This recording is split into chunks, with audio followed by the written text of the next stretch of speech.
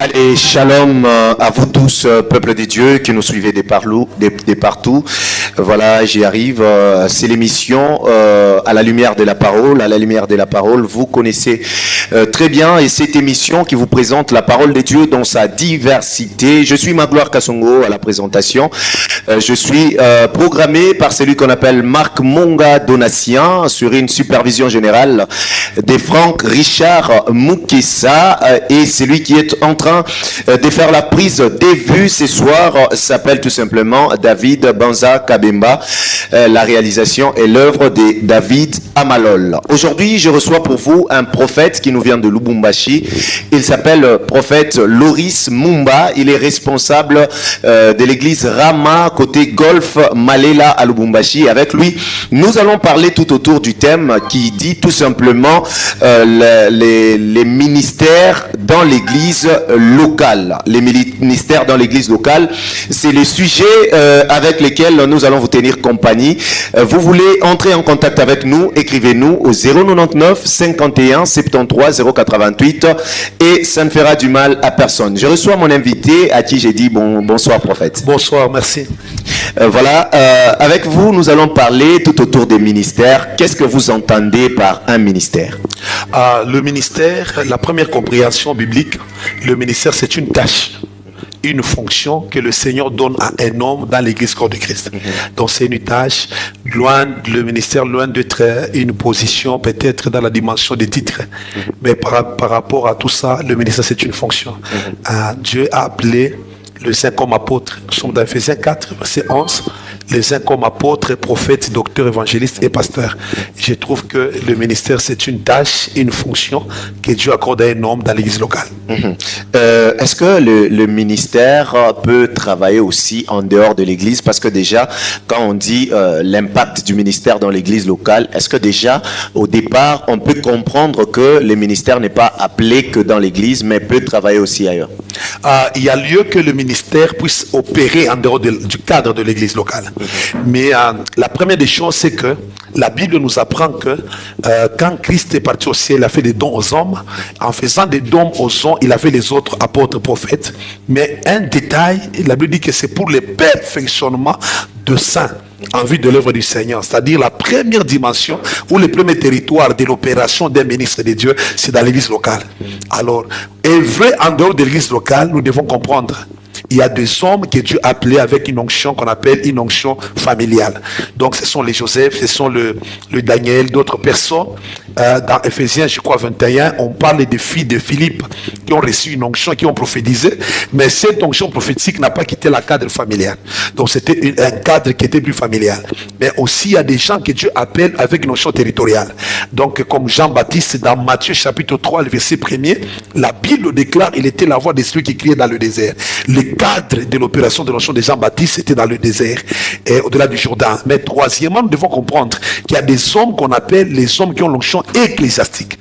Alors, il y a des personnes qu'on appelle le diacre, il y a les anciens, il y a des gens qui ont un ministère attaché à l'église. Je crois que dans Luc chapitre 2, vous allez voir l'histoire d'une femme appelée prophétesse, mais qui était dans le temple. La Bible déclare, elle a vécu 7 ans après son mariage, mais elle ne quittait pas le temple. Elle servait Dieu dans la prière, ainsi que dans les jeunes. Et là, c'est dans le cadre de l'église. Maintenant, j'aimerais dire une chose.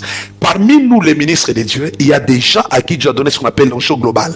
C'est une onction que Dieu donne à un roi qui lui permet d'opérer au-delà de limites. Mais avec un mandat de Dieu, dans l'église corps de Christ, mais là, il n'y a pas la rébellion, il n'y a rien. C'est un homme de Dieu qui quitte l'église locale et qui va édifier ce qu'on appelle l'église corps de Christ. Dans ce contexte, un ministère peut opérer hors de l'église, mais pas ce que moi j'entends ailleurs. Ok, voilà, très important. Et voilà, nous sentons la profondeur et tout. Maintenant, comment parvenir à découvrir que j'ai tel ou tel autre ministère? Est-ce que tout le monde a un ministère ou alors il y a quelqu'un qui vient donner des ministères? Comment on peut savoir que telle personne est appelée à un tel ou tel autre ministère? Au fait, la première des choses à savoir, le ministère il vient de Christ. Dans 1 Corinthiens chapitre 12, les versets 4 à 11, la Bible nous dit qu'il y a le même don, il y a diversité de dons, mais le même esprit. Diversité des ministères, mais le même Seigneur. Diversité des grâces, mais Dieu qui opère tout en tous. En parlant des ministères, nous sentons que ce sont des dons de Christ qu'il a fait à l'église. Il y a 5 ministères. Le ministère de la réconciliation, le ministère, il y a beaucoup de choses. Alors moi, tout ce que je voudrais dire à cette question, comment savoir que l'homme a un ministère? Je crois que tout le monde n'a pas de ministère. Il y a des gens qui ont des dons mais qui n'ont pas de ministère. C'est parce qu'aujourd'hui nous sommes dans une grande confusion, surtout, je m'excuse, il faut que je parle de ça, je suis prophète, parce que la plupart des jeunes aujourd'hui, pour trouver un jeune évangéliste c'est compliqué. Tout le monde ce sont des prophètes, des voyants. C'est une génération de voyants. Donc il n'y a plus des apôtres, il n'y a plus les pasteurs. Tout le monde veut avoir un ministère prophétique. Mais je crois que tout le monde n'a pas été appelé au ministère de cette manière. Mais comment savoir que Dieu t'a appelé à un ministère? La première des choses, on peut savoir que Dieu nous appelle à un ministère par la révélation. Ouais, par la révélation, c'est-à-dire il y a des gens qui ont un appel. Dans la Bible, on nous parle de Paul, par exemple, que Dieu a eu à faire ce qu'on appelle une apparition. Il allait à Damas, nous connaissons, pour aller persécuter l'église de Dieu. Mais une chose, c'est Paul-là, il a croisé Christ sur son chemin. Et Christ lui a dit, pourquoi tu me persécutes, tu tout ça l'amène, c'est Ananias, on a prié, les gars sont tombés, mais il est allé voler auprès des apôtres. Vous voyez, c'est très important. Un apôtre qui a connu une apparition lui-même sur le chemin, après avoir connu une apparition sur le chemin, il n'a pas évolué dans l'ordre dispersé. La Bible déclare le Saint-Esprit qui était dans les apôtres l'a attiré vers le bien et les autres. Mais un jour, en priant, la Bible déclare, l'Esprit dit expressement, mettez-moi à part Paul et Barnabas à la mission à laquelle je les ai appelés. Et cette mission, c'était une mission apostolique. Automatiquement, et les apôtres ont su que c'est Paul l'un de nous, parce que Dieu a fait quoi? A parlé. C'est parce qu'on voit de nos jours, quelqu'un lui-même se proclame apôtre, prophète, lui-même, sans que Dieu ne parle. Deuxièmement, on peut savoir qu'on a appelé un ministère sans avoir reçu une révélation particulière au travers de nos pères spirituels et nos aînés. Ce sont des personnes qui sont mieux placées pour voir en nous un type d'appel que Dieu nous a attendu. C'est le cas par exemple de Samuel. Samuel, Dieu lui a attendu l'appel à Samuel. Nous sommes dans Samuel chapitre 3. Samuel chapitre 3. Où Dieu commence à l'appeler. Samuel, il allait répondre à son père, Élie. Mais Samuel ne savait pas. Et l'homme de Dieu qui était un père, il a regardé et il a pris non. En tout cas, je crois que ce garçon a déjà un appel, mais il n'a pas encore pris son appel. Il lui a même montré comment activer un appel. Donc, va-t'en. Quand on va t'appeler, tu diras, mais voici. Et c'est le jour où Dieu a parlé pour la première fois à Samuel. Donc le code de l'activation d'un appel lui a été donné par son père dans la foi. Donc on ne peut pas prétendre être tel ou tel. Premièrement, c'est Dieu qui parle. Deuxièmement, notre appel doit être certifié par le parent dans la foi. Il y a des gens qui ne savaient pas, qui étaient au clavier, au drum plus tard. Ils sont devenus des grands ministres de Dieu parce que nos pères spirituels nous ont tendu un appel. Troisièmement aussi, il y a aussi une façon pour laquelle nous pouvons savoir un appel. Et c'est un appel qu'on reçoit comme un héritage. Il y a des gens qui n'ont pas vu Dieu leur parler. Il y a des gens dont le Père ne leur a rien dit. Mais eux, en vivant à côté des pères, à côté des aînés dans la foi, les gens qui les sont précédés, Dieu a pu leur donner la même onction. Je parle de Josué. Dieu a appelé Moïse pour la mission de l'Égypte vers Canaan. Mais Josué n'avait pas un appel. Il était serviteur de Moïse, dit la Bible. Et dans Josué chapitre 1, Dieu parle à Josué pour lui dire, mon serviteur Moïse est mort. Et Dieu commence à lui parler de fortifie-toi et prends courage et tout lieu que frère la part de ton pied. Dieu lui donne beaucoup de choses là-dessus. Nous comprenons que la troisième dimension par laquelle on peut accéder à un ministère, c'est lorsque nous vivons avec les pères, sans avoir une intention d'avoir un appel, mais un père, il peut communiquer son appel, l'onction. Et j'aimais, je ne sais pas si je peux parler de ça ou pas, le transfert, comment se fait le transfert de grâce et des dons d'un père vers les fils, je ne sais pas, je vous laisse ça. d'abord, juste finir pour dire, ce n'est pas seulement Josué, il y a aussi Élisée. Élisée qui a été à côté d'Élie. Donc son appel a été certifié par un aîné, par un homme qui a précédé. Moi je crois que dans cette génération, nous devons être patients, tout en évoluant auprès de nos pères dans nos églises locales. C'est de là que Dieu va nous croiser et c'est de là que Dieu va nous prendre et marcher avec nous et faire des grandes choses à travers le monde. Je crois ça. Voilà.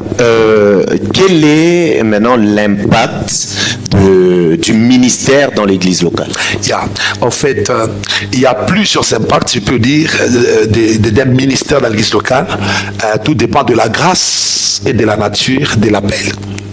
La première des choses que nous devons retenir comme impact des ministères dans l'église locale, tout ministère, que ce soit apostolique, prophétique, pastoral, évangéliste, c'est un ministère qui amène ce qu'on appelle le perfectionnement et l'édification. Dans le mot perfectionner, il y a comme le sens de rendre parfait un peuple. Nous avons connu le Christ en entrant à l'église, nous sommes façonnés. L'église est comme un atelier. Et si Dieu commence, la manière dont on a connu Dieu il y a 10 ans, les faiblesses qu'on avait il y a 10 ans, ce ne sont pas les mêmes faiblesses qu'on a aujourd'hui. Parce que Dieu a travaillé en nous par les enseignements des pasteurs et des hommes de Dieu. Et Dieu nous a rendus quand même parfaits, si je peux le dire. Donc c'est le premier impact. Un ministère authentique amène la perfection dans la vie du peuple de Dieu. Et deuxièmement, l'édification. Dans les mots d'édification, il y a la croissance, en fait.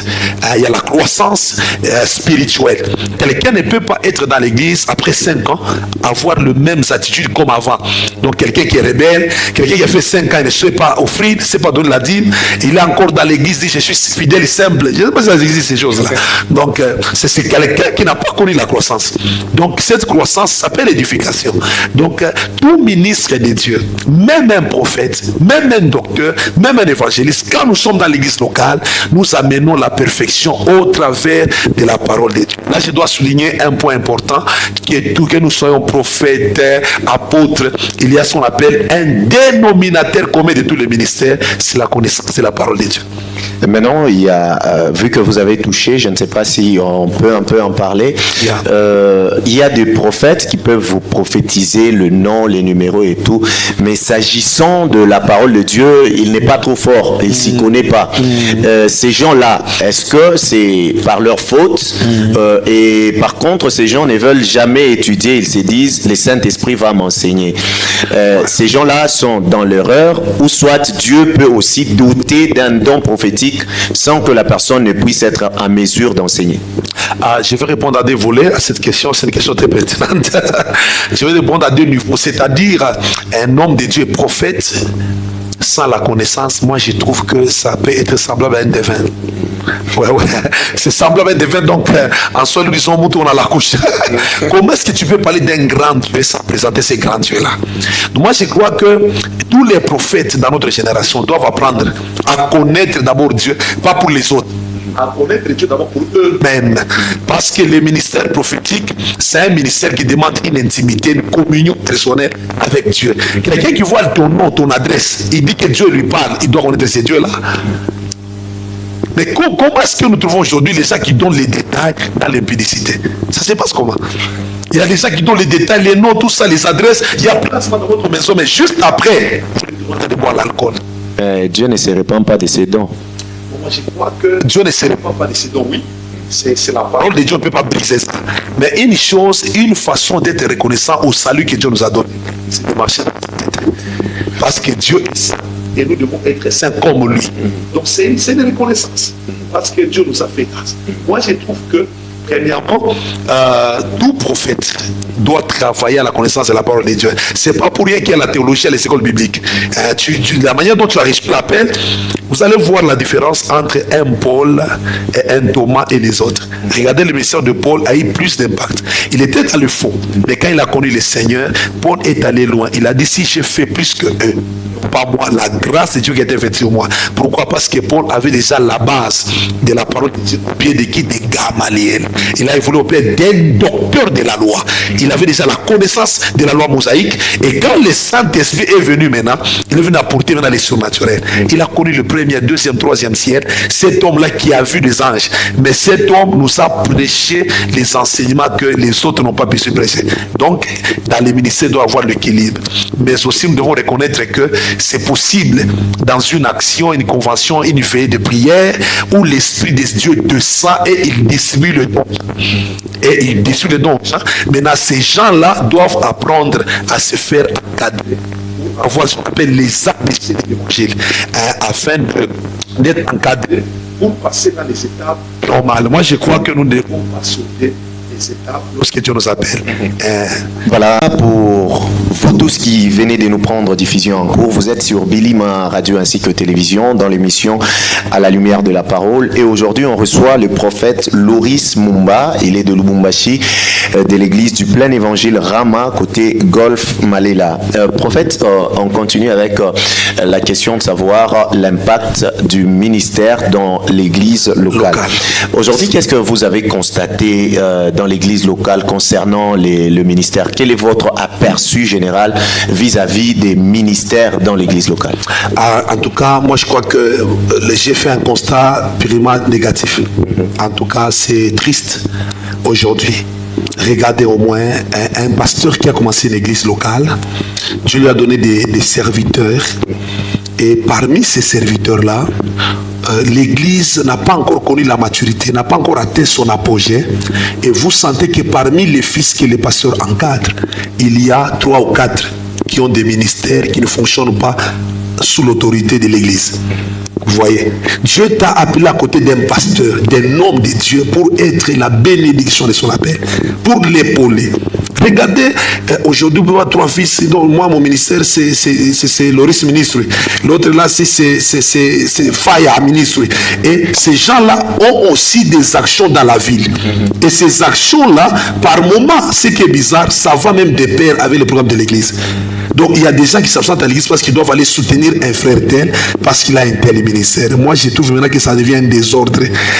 Tous les hommes de Dieu, y compris les pasteurs et les pères, doivent fixer cette histoire dans la vie de leurs fils. Ça risque de créer les déséquilibres dans la croissance de l'église et ça risque de créer beaucoup de choses dans la croissance de l'église. Moi, je ne suis pas là-bas. Moi, je crois qu'un fils qui a une vision doit l'annoncer à son père et avoir l'aval de son papa et se faire encadrer dans chaque action pour voir ce qu'il fait en dehors de l'église. Ça peut être des bénédictions. Même, je crois qu'on ne peut pas avoir 3 ou 4 fils qui ont des ministères dans l'église. Si un Josué avait un ministère, il n'aurait même pas pris l'héritage de l'onction qui était sur Moïse. Et moi, je crois que à ceux qui croient avoir reçu une vision, ils doivent suivre ce qu'on appelle un chemin vraiment normal et pas sauter les étapes. Si ton père, ton daddy accepte de t'accompagner dans ça, donc vous pouvez fixer, ça peut aller, mais c'est un mouvement n'est pas beaucoup plus encouragé. Maintenant, qu'est-ce qui est à la base de cette, je ne sais pas si on peut appeler ça rébellion, qu'est-ce qui en serait à la base? Est-ce que par moment ce n'est pas la maltraitance de pères aussi dans l'église qui fait à ce que certains puissent se révolter et aller voir ailleurs? Certes, il y a beaucoup de choses à dire là-dessus. Je vais tenter de dire de tous côtés. La première des choses que je peux dire est que il y a ce qu'on appelle la soif d'être aussi un père. Dans beaucoup de fils, au lieu d'abord d'être un enfant et de grandir, parce que celui qui sait que tu as grandi, c'est ton père. Un enfant de 14 ans ne peut pas dire à son papa que papa, je vais me marier. Donc ça ne va pas, ça n'a pas de sens. Parce que le père a des étapes. Diplôme d'état, licence, travail, et puis donne-moi une femme, papa accepte. Mais là, de fois que même un frère, il est en 3e des humanités de la foi. Et là-bas, il n'a pas encore son diplôme dans les ministères. Déjà, il commence une église, un ministère. Moi, je trouve qu'il y a cette soif-là. Certains serviteurs veulent être aussi des pères, veulent être aussi des pasteurs. Ils veulent aussi, quand ils voient les pasteurs bien habillés, ils voient mon coteau, ils pensent que c'est ça les ministères. Alors que ce sont des choses qui peuvent te tuer. Donc, le pasteur peut avoir des choses qui coûtent cher. C'est Dieu qui lui a donné même gratuitement. Mais toi, si tu veux suivre ces chemins-là, tu vas voler pour avoir ces choses-là. Donc, c'est la première des choses. Il y a la soif d'être aussi père. Deuxièmement, il y a ce qu'on appelle la soif d'être comme des fils libres. Il y a la soif d'être, les désirs d'être comme les fils libres. Regardez l'enfant prodigue, il était avec son père, et quand il était avec son père dans la maison, il mangeait bien dans de bonnes conditions. Mais quand il sortait, il voyait des enfants qui étaient libres, qui allaient dans les bars, qui allaient prendre l'argent, jouer avec. Il y a eu cette soif-là d'être aussi comme les autres enfants. Il y a aussi des fils qui pensent que suivre l'échelon normal d'un ministère, c'est une souffrance. Ce n'est pas une souffrance. Ce n'est pas une souffrance. Ils veulent être. Il y a des églises, par exemple, un enfant qui est en contact avec un pasteur, avec des fils d'une église où ils font n'importe quoi. Il veut aussi vivre comme ces enfants-là, cette liberté que plusieurs sont en train de manifester. Vous allez voir ça dans la parole de Dieu et même avec Samuel. Il était dans l'église où ses amis faisaient n'importe quoi. Ils volaient, faisaient l'impuissance dans l'église. Dans la même église, Samuel s'est distingué. Plus tard, nous avons vu l'impact du ministère dans Samuel qui n'a pas connu beaucoup de problèmes. Mais la dernière des choses peut-être, c'est que nous allons dire, il y a aussi ce qu'on appelle les frustrations dans le cœur des fils. Quand il y a aussi un appel qui commence dans la vie d'un enfant de Dieu, moi je trouve qu'il faut aussi prouver de l'intérêt à cet appel-là, parce que c'est lui qui est venu savoir comment utiliser les fils dans l'église locale, la modération, les services, parce que quand Dieu donne aussi, un père peut ne pas être prophète, mais Dieu lui donne des fils prophètes. Ce n'est pas les dons que nous portons qui fait de nous ce que nous sommes. Et moi je crois que les fils doivent rester loyaux, tout en suivant. Les pères aussi doivent reconnaître les grâces, les dons que Dieu donne aux fils pour apprendre à valoriser, faire la promotion. Il y en a d'autres, il est là, ailleurs il prophétise, il est authentique, mais à l'église on lui donne jamais le chemin. Ça donne ce qu'on appelle aussi les frustrations. Ça peut pousser quelqu'un aussi à être brisé, à kuvunjika et puis prendre d'autres décisions. Moi je crois que c'est de tous côtés que nous devons fixer ces choses. Maintenant, en ce qui concerne toujours la relation père-fils, tu te rends compte que le père, à peine Wipenza, à l'Angouka, mais tu es dans l'église, dans ces cas-là, qu'est-ce que les fils doivent faire? Parce que il a un ministère authentique, il a un appel, et le père ne veut jamais le libérer. Dans ces cas-là, qu'est-ce que les fils font? La question où un père a quitté la voie de Dieu, que faire quand on est fils? Voilà, moi je trouve que la première voie, c'est la voie de la prière, la voie de l'intercession. D'ailleurs, c'est une voie que beaucoup de fils n'emploient pas. Moi je trouve que nous devons prier pour le père. Pourquoi? Parce que quand il demeure dans la foi et qu'il garde l'alliance avec le Seigneur, c'est nous qui sommes bénis. Parce que nous sommes dans sa couverture, dans ses prières et dans sa bénédiction. Voilà pourquoi prier pour un homme de Dieu, c'est vraiment important. Alors quand vous priez, parce que la prière, elle a une dimension révélatrice, c'est-à-dire invoque-moi, je te répondrai, je t'annoncerai. Il y a des choses que Dieu ne parle que dans la prière. C'est-à-dire si tu veux avoir une voie à suivre, un chemin à prendre, c'est dans la prière toi-même, et puis une prière pour que Dieu bénisse, aussi relève loin au l'homme de Dieu. Et la deuxième des choses, c'est prendre le chemin de côtoyer les hommes sages qui sont des amis, qui sont des pères, qui sont des pasteurs, parce que tu sais, il arrive des fois que beaucoup de fils prennent des malédictions. Je dois dire la vérité parce que ils exposent les faiblesses de leur père. Souvenez-vous de Noé et ses fils. Vous allez voir que celui qui a exposé la nudité de son père a été maudit. Mais les autres ont été bénis. La nudité n'est pas seulement la nudité physique. Toute faiblesse des paroles, toute faiblesse peut-être de finances qu'un homme de Dieu peut avoir, ça s'appelle une nudité. Donc un enfant doit apprendre à couvrir cela et garder la prière et prier pour son père. Parce que tout peut arriver, on est dans l'humanité, mais il faut avoir des fils loyaux qui peuvent rester attachés à un père, prier, demander qu'il se relève pour que Dieu puisse l'aider. La deuxième procédure, elle est celle d'aller vers les gens. Je sais que par exemple, je suis le fils de papa Marcel. Si je voyais pasteur Patrick Banza, je crois qu'il peut m'aider. Ce que je ne saurais pas dire à mon père, le révérend Patrick, lui peut lui dire avec facilité. Vous voyez, on est dans une ville, on a des révérends. Mais si moi je commence à marcher avec le fils de mon père, papa a fait, j'attire la malédiction sur ma vie. Et je crois que ce n'est pas une bonne chose. Et la troisième voie peut-être, c'est maintenant suivre la voie prophétique. Dieu peut demander de quitter, ça peut arriver aussi. Mais que ça soit guidé par le Seigneur, parce que là où tu iras, lui-même prendra soin de toi. Parce que marcher sans Dieu, quelle que soit la grandeur de la vision, c'est être à côté de Dieu. Voilà ce que je peux dire. Voilà, nous tendons petit à petit vers la fin de cette émission, qui n'est pas la dernière d'ailleurs. Maintenant, en ce qui concerne l'impact du ministère dans l'église locale, qu'est-ce que nous devons faire pour que nos ministères soient puissants et impactants dans l'église locale? Je crois qu'il y a beaucoup de choses à faire, mais je dois d'abord parler de 4 peut-être par rapport au temps. La première des choses, c'est garder l'alliance, la loyauté à nos pères. On n'a rien à donner à nos pères. Ils sont beaucoup pour nous. Ils sont déjà qui prient pour nous, même quand nous on a des faiblesses. Un homme qui garde les secrets presque de toute l'église. Des papas qui sont sérieux à l'église, mais qui ont connu les fidélités. Mais celui qui garde tous ces problèmes-là de ces gens-là. Maintenant, moi je trouve que nous devons garder l'alliance. Ils représentent beaucoup pour nous. L'alliance nous permet d'écouler dans l'onction des rois.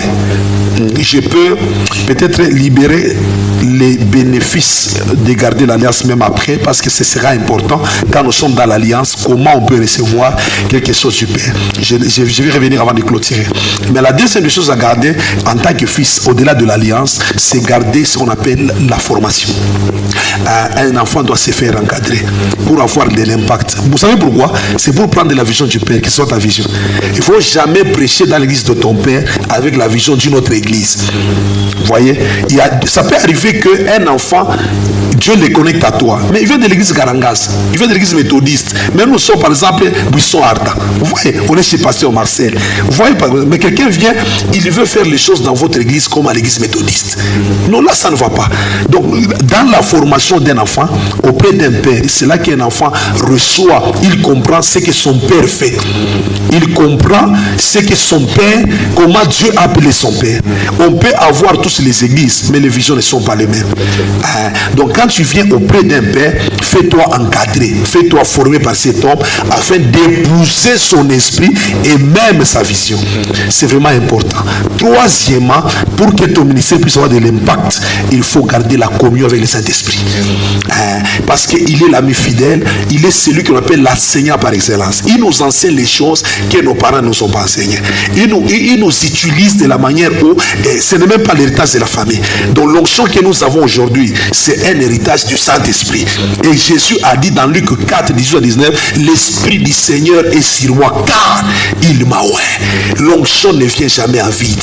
Il nous a oint pour guérir les malades, libérer les captifs. Il a parlé de beaucoup de choses. Et je crois que tout enfant, au-delà d'être dans l'alliance du Père, d'être formé, doit aussi avoir une alliance personnelle avec la personne du Saint-Esprit, qui est le véritable formateur. Et je crois aussi, pour qu'un ministère puisse avoir de l'impact, quatrièmement, nous devons exercer nos dons et nos ministères pour l'édification de l'église. Et cela peut permettre à une église de croître et d'aller de l'avant. Donc moi, j'ai vu les apôtres opérer pour l'avancement de l'église primitive, et les diacres travailler pour l'église primitive, et les protocoles travailler pour la visibilité. Je dois dire une chose avant de clôturer. Vous savez que, quelle que soit la grâce que tu donnes dans une église locale, on ne travaille jamais pour sa propre visibilité. On travaille pour que les dons et l'appel du pasteur soient vus de tous. Parce que tous dans une église, nous sommes dans l'appel d'une personne que Dieu a appelée. Ne sois pas à côté d'un grand pour que toi tu sois connu. Un jour, tu n'iras jamais loin. Merci beaucoup. Voilà, nous sommes pratiquement à la fin de notre émission. Je ne sais pas, vous avez dit il y a quelque chose que vous devriez ajouter. Je ne sais pas les derniers mots. Voilà. Directement, vos adresses, vos réseaux sociaux et tout. Très bien. Je crois que rapidement, je vais aller rapidement pour parler sur les bénéfices de l'alliance des pères. La première des choses, qui est comme qu'on reçoit, quand on est dans l'alliance des pères, on reçoit son onction.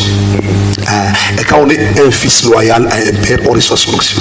Moi, je crois que moi aussi, je suis le fruit de Rama. J'ai coulé dans l'alliance de mon père, le patriarche Jonas Magila, et je suis sous le mentorat de l'apôtre Narcisse Magila. Quand vous voyez comment est-ce que Dieu m'utilise, et vous voyez l'apôtre travailler, vous sentez que j'ai presque la même onction et le même esprit qui est sur lui. C'est comme ça que Dieu a dit le 70 qui était avec Moïse, Dieu mettra le même esprit qui était sur Moïse, il prendra son esprit, il va les mettre sur les 70 pour que cela puisse l'épauler dans le fardeau et dans la charge. La deuxième des choses, on peut avoir aussi ce qu'on appelle les transferts de manteaux. Donc c'est ce que Élisée a eu, il a reçu les manteaux. Or ces manteaux c'est une alliance, ces manteaux c'est une puissance. Il y a lieu aussi d'être aussi une grande bénédiction, mais aussi être exposé régulièrement aux enseignements d'un père nous communique aussi son esprit ainsi que son alliance. Il y a beaucoup de choses à dire là-dessus. Je crois qu'il y aura peut-être d'autres émissions dans les jours qui arrivent. Nous bénissons les Seigneurs pour votre invitation. Nous sommes basés à Lubumbashi, au Golfe Malela, sur l'avenue Okatanga, Lualaba numéro 22. C'est là que notre église que nous dirigeons, Rama Golfe Malela, est située. Et on peut encore nous avoir dans les réseaux sociaux. Il y a Facebook et Instagram, c'est Prophète Loris Momba. Et on peut nous trouver TikTok aussi, Prophète Loris. Il y a aussi une plateforme que j'ai oubliée, je ne sais pas quoi, mais je crois c'est... J'ai oublié, mais le nom des Prophètes Loris Momba, dans les réseaux sociaux, vous pouvez nous trouver facilement, mais il y a un numéro WhatsApp qui est attaché à mon bureau de l'église à Lubumbashi, c'est le 099 091 51 52 099 091 51 52, c'est le numéro WhatsApp qui est dans tous mes réseaux sociaux et par là on peut se voir facilement. Voilà, par ici prend fin cette émission. Merci à vous de nous avoir prêté votre sympathique attention. Magloire Kassongo était à la présentation, David Banza a été à la prise des vues, David Amalol est à la réalisation, Monsieur Marc Monga Donatien à la programmation et Franck Richard Moukessa à la supervision. Merci à vous de nous avoir suivis. D'ici là, portez-vous bien et à la prochaine.